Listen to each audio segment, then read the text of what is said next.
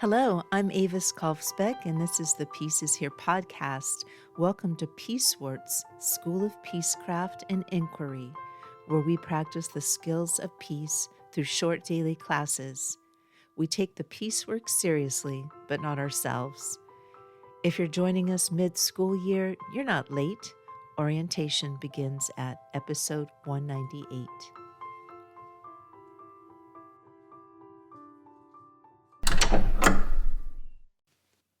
Welcome back to Universal Understars 101 in the Tower, Peace Scholars. We have spent a week training our eyes to see the blue marble, a world without seams.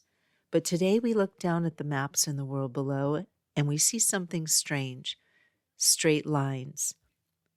Canadian philosopher and public intellectual John Ralston Saul said, "Abstraction, which is the key to modern reason, has become our most destructive force." If you look at the stars or the rivers or the mountains, nature almost never works in a straight line. Nature works in curves, in flows, and in clusters, but the maps of our modern world are full of sharp artificial angles. In this department, we call this the violence of straight lines. The concept, the abstract eraser. Most of the borders that cause conflict today were not drawn by the people who live there. They were drawn in wood-paneled rooms thousands of miles away by men with rulers and no local knowledge. When you draw a straight line across a map, you're performing an act of abstract violence. You are cutting through ancestral grazing lands, dividing families who speak the same language, and forcing ancient rivals into the same box.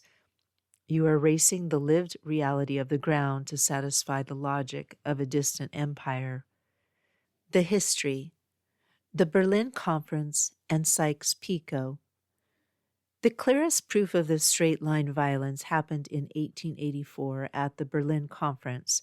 A group of European leaders sat around a table and literally carved up the continent of Africa like a cake.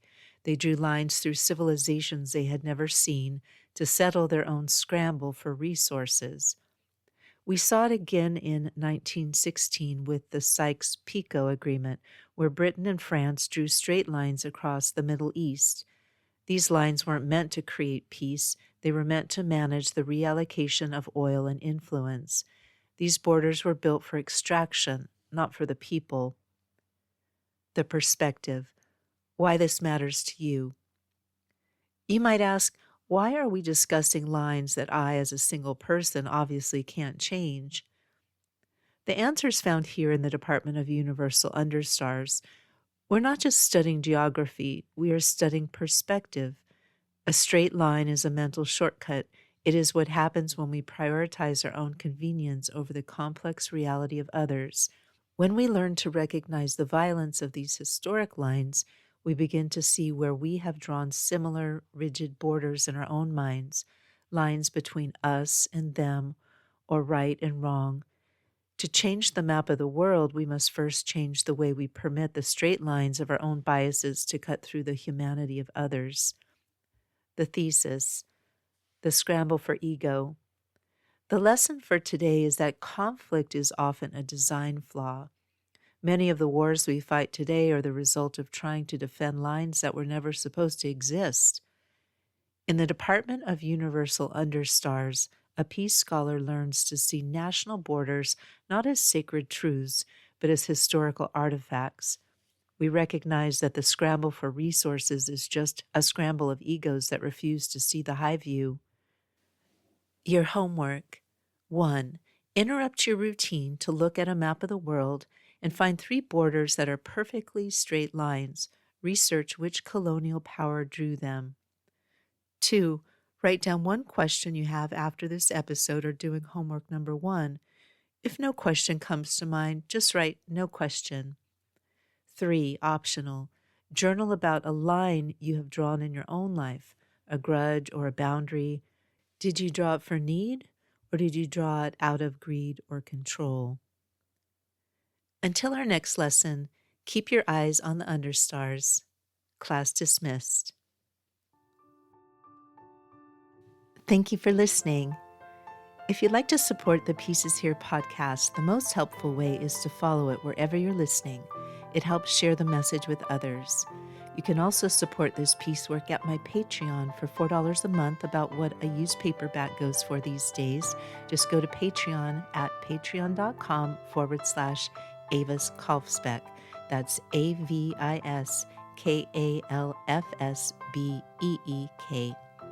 My most recent book is Monomutante, a best friend eco-fiction novella about food systems, featuring Tilly, Camas, Pedro, and the rest of the gang. It's book 6 in the Pedro the Water Dog Saves the Planet series and is available wherever you buy books.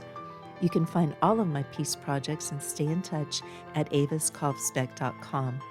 Music is by Javier Peque Rodriguez. Sound effects are from Pixabay. Regarding peace, we need not delay or despair. We are not late. We are right on time to love. We are all scholars of peace. Listen for the peace.